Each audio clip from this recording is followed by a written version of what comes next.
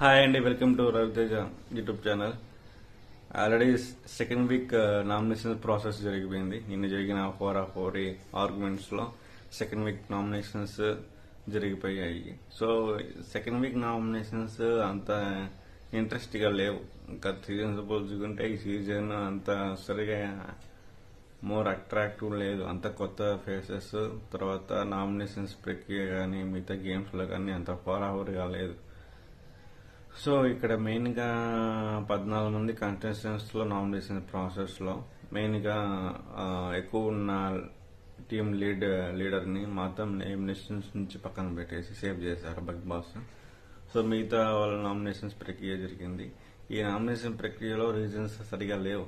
ఏదో చేస్తున్నామంటే చేస్తున్నట్టుగా చేశారు.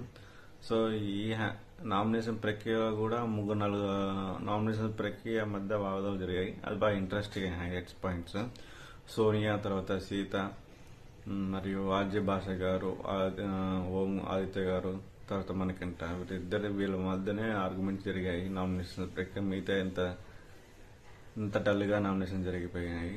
సో ఓవరాల్ గా చూసుకుంటే విష్ణుప్రియ, సీతలో యువర్ డిస్కషన్స్ కరెక్ట్ గా ఉన్నాయంటే సీత డిసిషన్స్ కరెక్ట్ గా ఉన్నాయి. అంటే సోనియా అంతా డల్ అయిపోయింది, సరిగా ఆడట్లేదు తను కూడా. సో సోనియా అంతా ఫస్ట్ లో ఉన్న 2 days హుషారు ఈ మధ్య లేదు. తను నిఖిల్తో టైప్ బాగా క్లోజ్ అయిపోతే తన గేమ్ సరిగా ఆడట్లేదు. సో అందుకని ఆల్రెడీ నిఖిల్తో బాగా క్లోజ్ అయ్యి ఎలిమినేషన్ అయిపోయింది. బేబక్కని చూసి నేర్చుకోలేదు తను.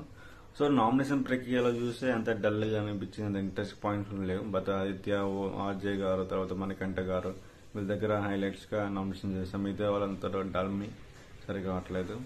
సో మణికంఠ నామినేషన్ చూస్తే చాలా కామెడీగా అనిపించాయి.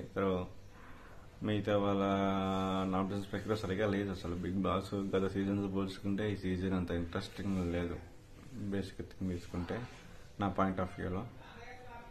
సో మొత్తంగా నామినేషన్ ప్రక్రియ అయిపోయింది. ఒక